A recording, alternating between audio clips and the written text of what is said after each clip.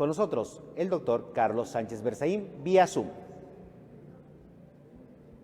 Mucho gusto, Aníbal. A usted un saludo y a toda la importante audiencia en Bolivia y en toda la región. Gracias, doctor. Como le estaba mencionando, es importante. La gente se pregunta, ¿por qué Perú le ha costado tanto determinar hasta ¿Quién es su presidente? ¿Cómo fue las elecciones? ¿Hay un modus operandi de estas elecciones que parecen ser muy cuestionadas? Hace poco estuve hablando yo con un político del Perú y decía él que se cuestiona mucho porque están justamente cuestionando actas donde al parecer Keiko Fujimori tenía mayor votación. Otros también lo llevan al ámbito de tratar de cotejar cierta información con relación a la amistad que podría tener Evo Morales con Pedro Castillo. Doctor Carlos Sánchez Berzaín, por favor, su análisis con relación a las elecciones del Perú.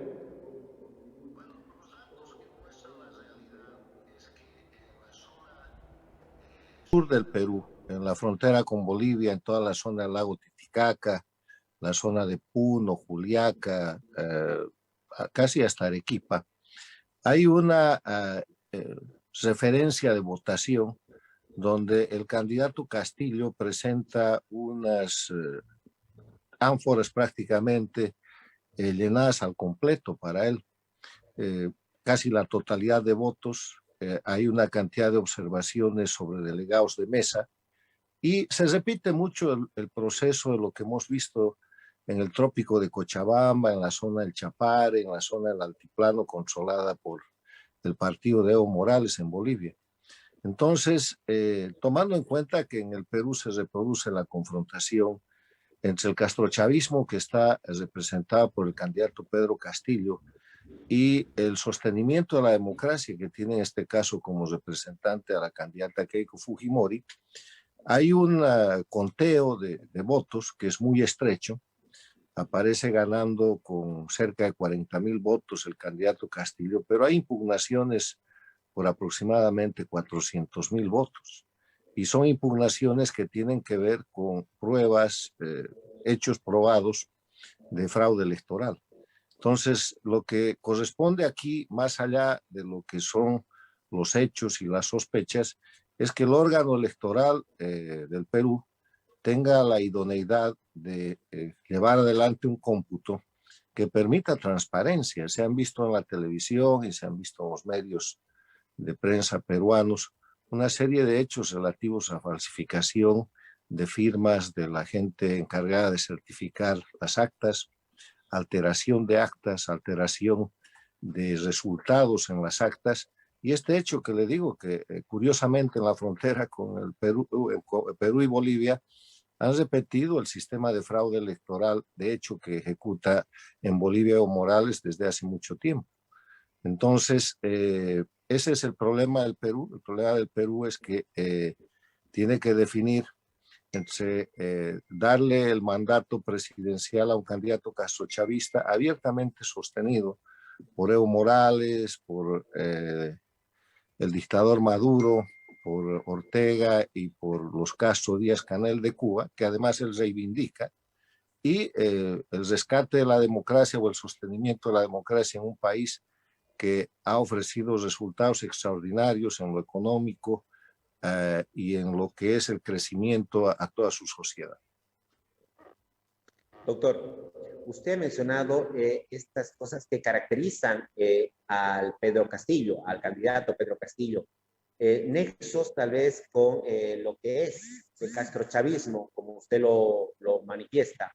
Sin embargo, por el otro lado, también cuestionan a Keiko Fujimori y dicen, bueno, no es la primera vez que perdería. Ya va más de dos veces que pierde elecciones. Segundo, tiene involucrado casos de corrupción con el lavallato y otros temas más, de actos de corrupción. ¿Cuán importante es hoy sopesar ambas características que hacen a cada uno de los candidatos? Mire, Keiko Fujimori es una sobreviviente de la política. Ella ha ganado elecciones en reiteradas ocasiones. y la han llevado a la segunda vuelta y han formado todo tipo de coaliciones para evitar que llegue a la presidencia. Keiko Fujimori debió haber llegado a la presidencia hace 2 elecciones, por lo menos, si no 3, y ha ido sosteniendo un respaldo popular, y en medio de eso, para terminar de inhabilitarla, ha sido víctima de una dinámica de acusación que la ha llevado inclusive a la cárcel, pero en la que no le han probado nada. La han metido preventivamente presa, ha salido, ha vuelto a ser candidata presidencial, y ella tiene el privilegio que tiene todo ser humano, de que se presuma su inocencia mientras no se pruebe lo contrario. Y aunque la han enjuiciado, la han procesado e inclusive la han encarcelado preventivamente, nada de aquello se ha probado. Entonces, eso es parte de la durísima lucha política que hace el castrochavismo en toda la región, que está acostumbrado a encarcelar al oponente, a mirar al adversario político como enemigo y a tratar de destruirlo. Mire lo que está pasando hoy día en Nicaragua. En Nicaragua ya son cerca de 13 o 14 los encarcelados que son candidatos presidenciales, candidatos dirigentes de diferentes partidos, a los que el dictador Ortega y su esposa vicepresidente, la codictadora Murillo, han decidido liquidar metiéndolos a la cárcel.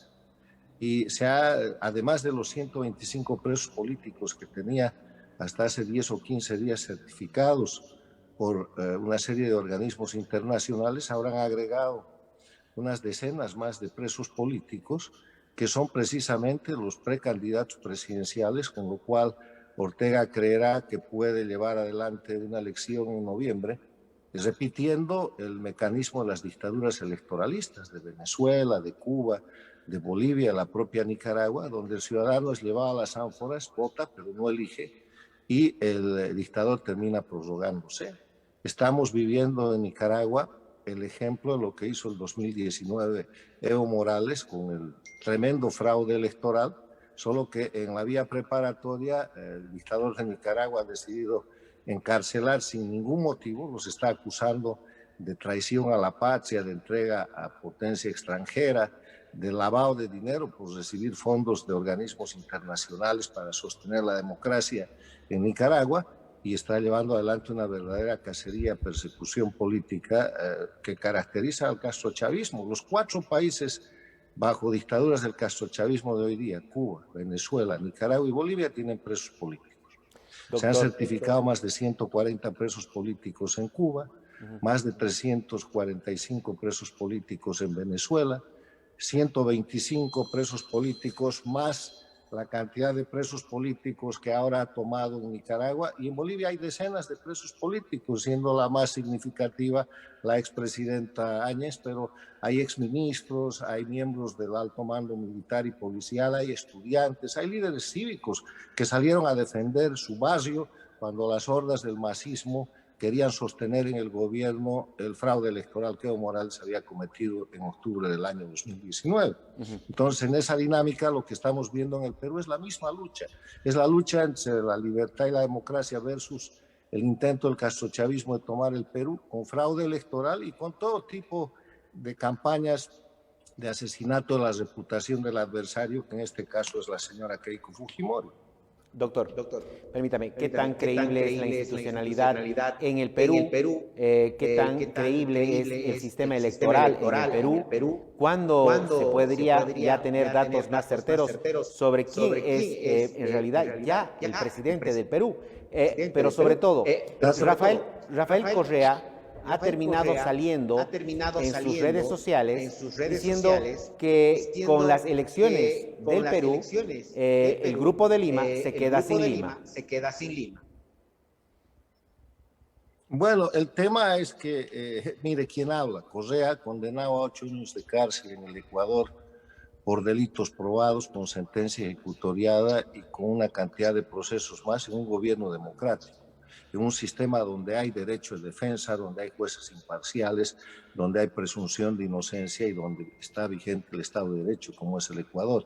Entonces, un subyúdice como él está obviamente aplaudiendo la toma del poder a través de medios de fraude, porque esa es la manera como toman y se mantienen en el poder. Yo le quiero recordar que uno de los grandes inventos del castrochavismo en el siglo XXI es construir mayorías absolutas con minorías relativas. Para eso, en toda la región donde han podido, Argentina, Bolivia, Ecuador, el propio Perú, Nicaragua, Venezuela, han convertido las mayorías que antes eran la mitad más uno de votos en el 40%, con 10% de diferencia sobre el segundo. O en Nicaragua en el 85%, y hasta eso ha desaparecido en Nicaragua, porque en Nicaragua no hay segunda vuelta y el que gana, aunque sea con voto en primera vuelta, es el presidente. Vea usted lo que han hecho en Bolivia. En Bolivia ellos, a partir de argumentos falaces, como ser el tema del indigenismo, de los originarios, etcétera, han establecido un sistema fascista de representación de diputados prácticamente instalados a dedo, y con eso han hecho desaparecer el voto universal, porque la esencia del voto universal es que sea la representación de ciudadanos que somos iguales, que cada ciudadano es un voto. Entonces, lo que se espera en el Perú es que el sistema electoral responda a la altura de lo que ha estado en las anteriores elecciones y que no se deje influir con esta presión de los grupos vinculados al castrochavismo que han penetrado el Perú para consolidar un fraude electoral. Tiene que haber la mayor transparencia posible, toda la transparencia necesaria, y para eso el único requisito es el conteo público, abierto, televisado, expuesto a la prensa de absolutamente todo el proceso que viene de reconteo de votos. Y si en ese recuento de votos, viendo las falsificaciones, viendo las nulidades, gana Castillo, pues ganó. Pero todo indica que quien gana es Keiko Fujimori. Perfecto. Perfecto. Doctor Carlos Sánchez Doctor Berzaín, Carlos para Sánchez concluir con Berzaín, el para tema concluir con del el Perú, tema va a ser importante pensar en cuánto favorecería de que Pedro Castillo sea el ganador a la figura de Evo Morales. Bueno, ese es parte del consorcio, ¿no? Es parte de, estarían ampliando la cadena que tienen de control de países liderados por Cuba, con su plataforma principal en Venezuela, que controlan Bolivia y Nicaragua, y tratarían de ampliar eso al Perú. Ahora, si Castillo toma el gobierno en el Perú, vamos a ver un proceso muy similar al que Evo Morales encaró el año 2006 cuando llegó al gobierno. Empezó suavemente, pero instaló su constituyente, y cuando hizo su constituyente empezaron las masacres, empezó el manejo brutal y absolutamente intervencionista desde el exterior, produjo la masacre de La Calancha, la masacre de Porvenir, la masacre de Cochabamba, produjo la masacre del Hotel Las Américas, el caso terrorismo, liquidó prácticamente la media luna, y con ese proceso lo que hizo fue recibir el respaldo pleno. Y le quiero recordar esto muy importante para los bolivianos, que recordemos que cuando la media luna resistía a la defensa de la República de Bolivia, desde Santiago de Chile, donde estaba en una reunión, el dictador Hugo Chávez amenazó incluso con un ataque armado a Bolivia. Amenazó que él estaba dispuesto a mandarle tropas para ayudar a Evo Morales, que estaba en ese momento liquidando la República e institucionalizando la dictadura, que ha quedado institucionalizada con lo que se llama la Constitución del Estado Plurinacional, que no es otra cosa que un estatuto dictatorial copiado de Cuba y Venezuela, y no redactado por los miembros ni siquiera de la Asamblea Constituyente de Bolivia, sino impuesto por unos abogados españoles a los que les ha pagado Chávez. Entonces, yo presumo que si Castillo llega a la presidencia, va a ser muy prudente el primer año, va a avanzar con suavidad y después va a tratar de liquidar la institucionalidad del Perú con cualquier pretexto, con un referéndum, con una consulta, con lo que fuera, para llevar adelante un destrozo de la Constitución y terminar con la República y la democracia en el Perú.